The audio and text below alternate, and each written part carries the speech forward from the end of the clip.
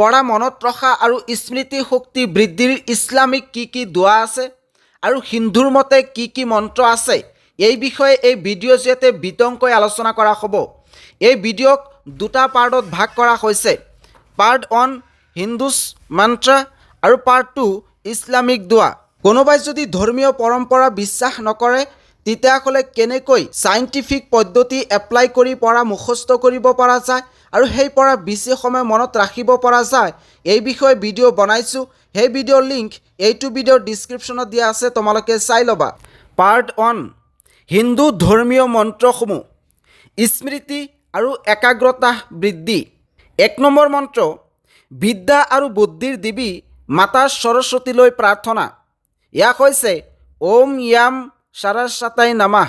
অৰ্থ, হে মাতা সৰস্বতী, মোক জ্ঞান, বুদ্ধি আৰু বাকশক্তিৰ আশীৰ্বাদ দিয়ক। ইয়াৰ ব্যৱহাৰ হৈছে প্ৰতিবাৰ পঢ়াৰ আগতে 3 বাৰ শান্তভাৱে উচ্চাৰণ কৰিবা। মন্ত্ৰ নম্বৰ 2 বাধা দূৰ আৰু মন একাগ্ৰ কৰাৰ বাবে গণেশ মন্ত্ৰ। ইয়াক হৈছে ওম গাম গণপতিয়ে নমঃ। ইয়াতে উচ্চাৰণ মোৰ ভুল হ'ব পাৰে কাৰণ মই এইবোৰত এক্সপাৰ্ট নহয়।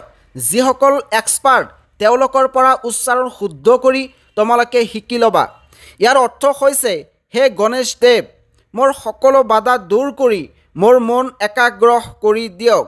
ব্যৱহাৰ পঢ়াৰ আৰম্ভণিৰ আগতে 3 বাৰ পঢ়িবা। মন্ত্ৰ নম্বৰ 3 স্মৃতি শক্তি বৃদ্ধি মন্ত্ৰ। ইয়াক হৈছে ওম হ্ৰেম বিদ্যা দিব্যা নমঃ। ইয়াৰ অৰ্থ হৈছে হে বিদ্যা দেৱী, মোক স্মৃতি, মনোযোগ আৰু জ্ঞান দিয়ক যাতে মই সকলো কথা মনত ৰাখিব পাৰোঁ। ইয়াক হৈছে এই মন্ত্ৰবোৰ পাঠ কৰাৰ নিয়ম। পাৰ্ট 2 ইছলামী দোৱাসমূহ অৰ্থাৎ স্মৃতি আৰু মন একাগ্ৰ বৃদ্ধিৰ দোৱা। 1 নম্বৰ দোৱা জ্ঞান বৃদ্ধি দোৱা। কোৰাণৰ আয়াত ৰব্বি জিদনি ইলমা। অৰ্থ, হে মোৰ প্ৰভু, মোক অধিক জ্ঞান দিয়ক। ব্যৱহাৰ প্ৰতিবাৰ পঢ়াৰ আগতে 3 নাইবা 7 বাৰ পঢ়িবা। দোৱা নম্বৰ 2 উপকাৰী জ্ঞানৰ বাবে দোৱা। ইয়াক হৈছে আল্লাহুম্মা আনফা'নি বিমা আল্লামতানি ওয়া আল্লামনি মা ইয়ানফাউনি ওয়া জিদনি ইলমা।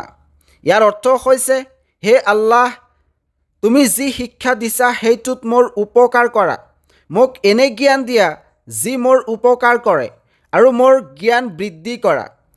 ব্যৱহাৰ পঢ়াৰ আৰম্ভণিত বা অধ্যয়নৰ সময়ত একান্তভাৱে কোৱা। দোৱা নম্বৰ 3 স্মৃতি আৰু বুদ্ধি দৃঢ় কৰাৰ দোৱা।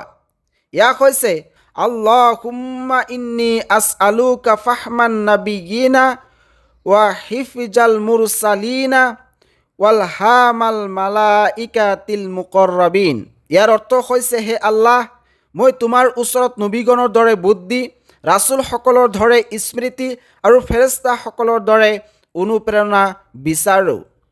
প্ৰতিদিন পঢ়াৰ আগতে বা পৰীক্ষাৰ সময়ত পঢ়িবা। 4 নম্বৰ মন শান্ত আৰু একাগ্ৰ কৰাৰ দোৱা। ইয়াক হৈছে আল্লাহুম্মা জাআলনি মিনাল্লাযিনা ইয়াস্তামিউনাল কাওলা ফায়াত্তাবিউনা আহসানাহু। অৰ্থাৎ হে আল্লাহ, মোক তেনে মানুহত পৰিণত কৰা যিয়ে উত্তম কথা শুনি সেইটো অনুসৰণ কৰে।